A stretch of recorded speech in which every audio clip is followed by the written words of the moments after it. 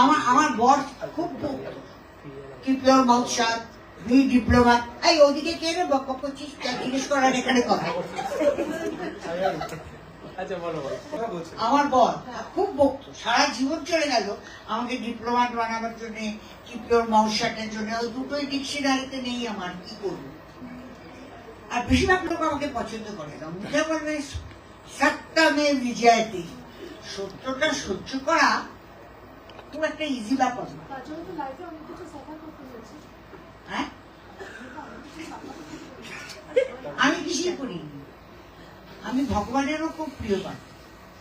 আমার চাইবার আগে সবকিছু হয়ে গেছে। একটা 10th পড়ার মেয়ে, সেই জুবলি ফুবলি দিয়ে হিন্দি বম্বে করে, তার বিয়ে করে 17 বছর একটা বাচ্চা নিয়ে নিজের পয়সায় মার্সিডিজ গাড়ি কিনে, কটা লোক পায় এত দিয়েছে ভগবান। আমি একদম স্পয়েল, ভীষণ স্পয়েল।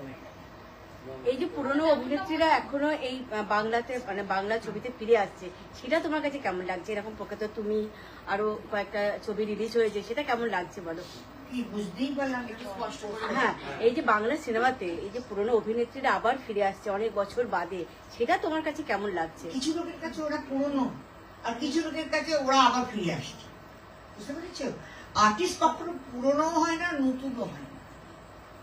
কারণ তুমি চরিত্র, একটা চরিত্র করছো, ভালোবেসে করছো, এটা খুবই ভালো জিনিসটা। যারা বলে নামি দামি প্রচুর কাজ করেছে, অনেক আনন্দ দিয়েছে, তাদেরকে রেসপেক্ট দেওয়া, এটা একটা বড় ব্যাপার। কারণ আজকালকার লোকেদের নিজেরাই নিজেদের রেসপেক্ট দেয়, অন্যদের কি দিদি ইয়াশ এবং নুসরাতের সঙ্গে কাজ এবং ওদের এখানে এই ছবিতে কাজ করার কোন ছবিটা ওদের তুমি দেখেছো বা দেখেছো?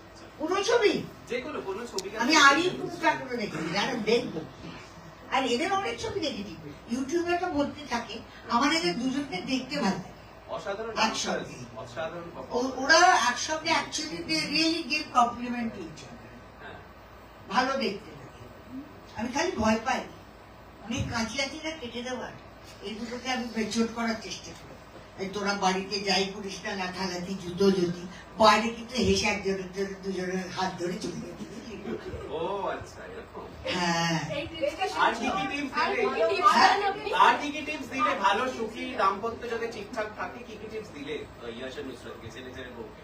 একলা বসে যত দুষ্টুমি করবি তোদের সামনে করবি।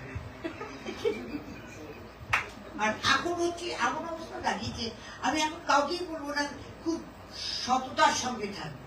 এখানে ভাড়ে ভমাবলি হয়ে যাচ্ছে লোকের, ওই জন্য